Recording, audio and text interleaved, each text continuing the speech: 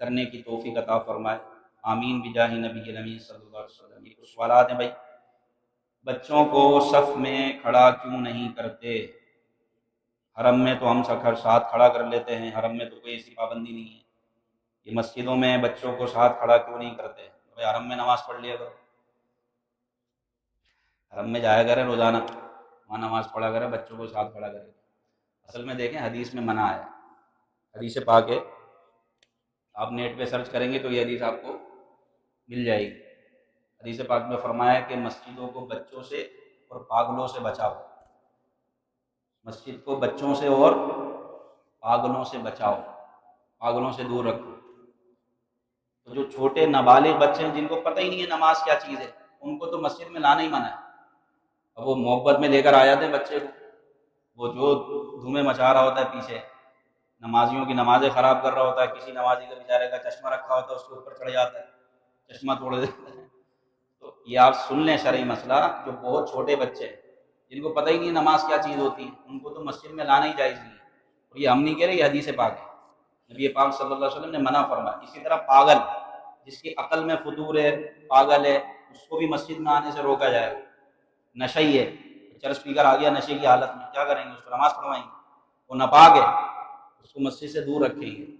مسجد اللہ کا گھر ہے نا، یہاں پاک اور صاف شخص ہی داخل ہو سکتا ہے، ناپاک شخص یا جو مسجد میں جو ہے نا ہلڑ بازی کر رہا ہو، اس کو پھر مسجد میں بیٹھنے کی اجازت۔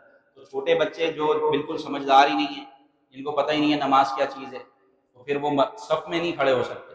اگر وہ صف میں کھڑے ہو بھی گئے تو ایسا ہوگا جیسے کہ جگہ خالی ہے، صف مکمل نہیں۔ ہاں البتہ سمجھدار بچہ ہے، جس کو پتہ ہے نماز کوئی چیز ہے، نماز عبادت ہے، اتنا اس کو پتہ ہے، تو اب وہ بچہ صف میں کھڑا ہو سکتا ہے، بھلے سے نابالغ ہو لیکن سمجھدار ہو، نماز کو سمجھتا ہو کہ نماز عبادت ہے، نماز پڑھی جاتی ہے، تو اب وہ بچہ صف میں کھڑا ہو سکتا ہے، جبکہ سمجھدار ہو، بلوغت کے قریب ہو۔ لیکن نابالغ ہے اور اس کو پتہ ہی نہیں ہے، وہ دیکھ رہا ہے نماز میں ادھر ادھر باتیں کر رہا ہے، بھاگ رہا ہے، دوڑ رہا ہے، اس کا مطلب اس کو نماز کے بارے میں، تو پھر اس کا حل یہ ہے کہ اگر آپ لانا ہی چاہ رہے ہیں اس کو تو سمجھا کر رہنا ہے، بھائی تربیت کریں اس کی کہ بیٹا نماز میں مسجد میں ایک جگہ بیٹھ جاتے ہیں، بھاگتے نہیں ہیں، دوڑتے نہیں ہیں۔ پھر اس کو اپنے ساتھ پیچھے جب نماز ختم ہو جائے تو اپنے ساتھ جو سنت نوافل بقیہ نماز پڑھتے ہیں اپنے ساتھ کھڑا کر کے پڑھوائیں، تاکہ پھر اس کی تربیت ہو۔ اولاً تو گھر سے تربیت کر لائیں، اور ایسا بچہ لائیں کہ جو نماز کو سمجھتا ہو کہ نماز نماز ہے۔ بالکل چھوٹا بچہ، 1 سال کا، 1.5 سال کا، 3 سال کا، پھر اس کے پاکی ناپاکی کے مسائل ہوتے ہیں، پیمپر پہنا کر بچے کو لے کر آ گئے، پیمپر پہنا کر بچے کو لانے کی بھی اجازت نہیں ہے۔ بھلے سے آپ نے پیمپر پہنا دیا، پیمپر میں بھی وہ پیشاب تو کرے گا نا، پیشاب نکلا تو صحیح نہ باہر۔ اسی طرح اگر کسی کے پیشاب کی تھیلی لگی ہوئی ہے، کوئی بیمار ہے، تو اس کو مسجد میں آنے کی اجازت نہیں ہے، کیونکہ جسم سے نجاست نکل گئی، اب وہ بھلے تھیلی میں ہے یا پیمپر میں، اب اس کو مسجد میں آنے کی اجازت۔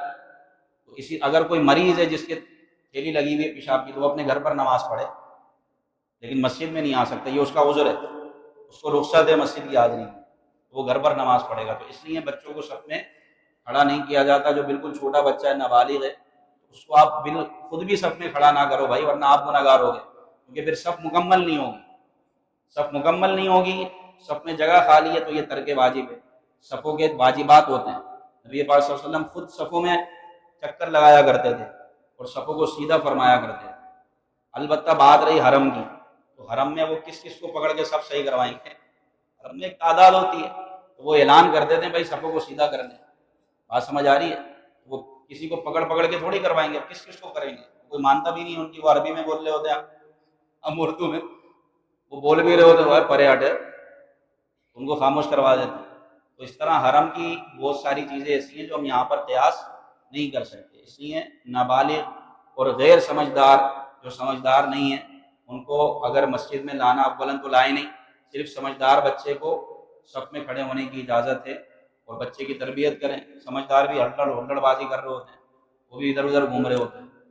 یہ حدیث پاک ہے کہ بچوں کو اور پاگلوں کو مسجد سے دور رکھیں، مسجد کو ان سے بچائیں۔ اللہ پاک سے دعا ہے جو سنا یاد رکھنے کی